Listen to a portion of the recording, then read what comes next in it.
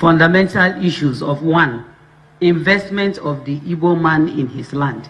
It is abomination that the Igbo man will live here and go in the West and invest in the West. When you go to Lekki, 60% of the houses are owned by Igbos.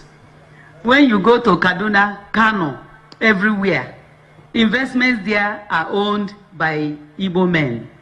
They have abandoned their home, the home of their ancestors, the home where they were given birth to, their true identity. Nobody did that to you. You must solve that yourself by divesting your interest and investing in your homeland.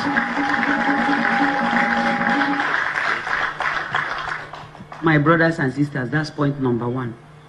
Number two fundamental mistake you are making here in the East. Worldwide, things are shared by population. In Nigeria, the northern man will have 4 wives. Each one will have 6 to 10 children. In a household, you have almost 100 persons. The Igbo man will have 1 man and 2 children. And on election day, you start crying, they are counting chickens. So what solution do you have? Is either the women will give birth to more children, like they did in Iran, when Iran had their revolution. These are practical things that have happened in the world. So, Professor Nwala, I think the problem the Igbo man has, first of all, is to like himself and invest in his land and increase his population, either by women giving birth to more children or men marrying more wives, the same way they do in every other place. Because our future is at stake. The future of your children, women, please don't be sentimental. Don't be selfish. The future of your children is at stake. So, Inyelonweyaka, by continuing with the dogma of me, my wife, and 2 children, it's abomination and it must stop.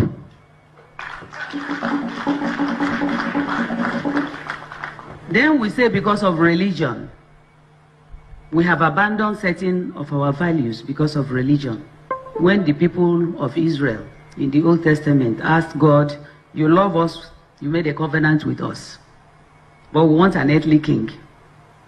And God gave them an earthly king and admonished them not to be in a hurry to leave the sight of the king because he's my representative on earth. We have a king here. I expected that immediately after the national anthem and you do the Oyibo prayers, a bowl of kola nut will be taken to the king. The king will touch the kola first before any other person. And he will break the kola nut and pray for everybody. He will break pieces that will go to our young ones here so that that prayer will go to them, so that they can take over from us when we pass on. I noticed that kola nut was brought. It wasn't taken to the king. And then it was shared. After the sharing, before it's taken to go and pray. So Chukuyaba yala inifai metata.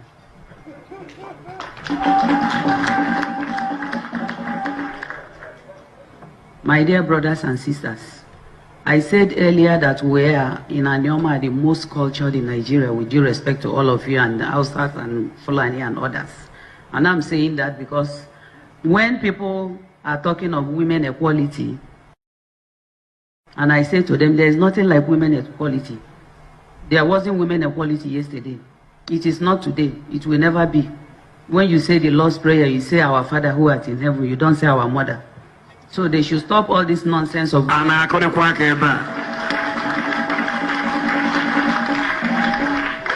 is nothing like that. It's not God's intention. Equality is not God's intention. God's intention is for woman to actualize her purpose in creation.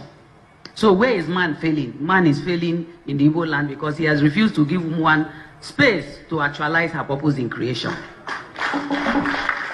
Is there any reason why a woman in the East cannot inherit from her father who delivered her? They do so in the West.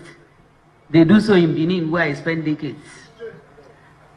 It is changed on paper. It hasn't changed practically. It has changed on paper. I spoke to Muslim friends of mine when I was in England decades ago. And in Islam, a woman inherits from the father. In fact, Islam permits the woman to retain her maiden name if she so desires. What is the problem that in the East, your own daughter that you delivered cannot inherit from you? It's abomination and a sin crying to God for help.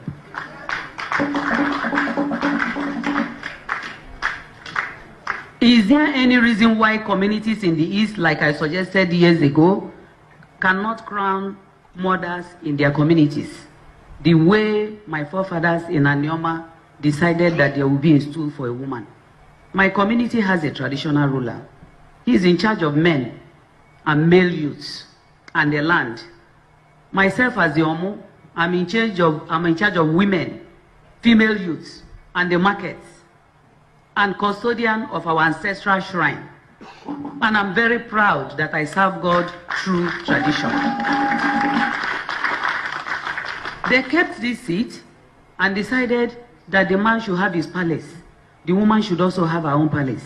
So the traditional ruler has his palace, and I also have mine. He has his chiefs, I have my own chiefs. However, the chiefs of the traditional ruler are superior because man is first.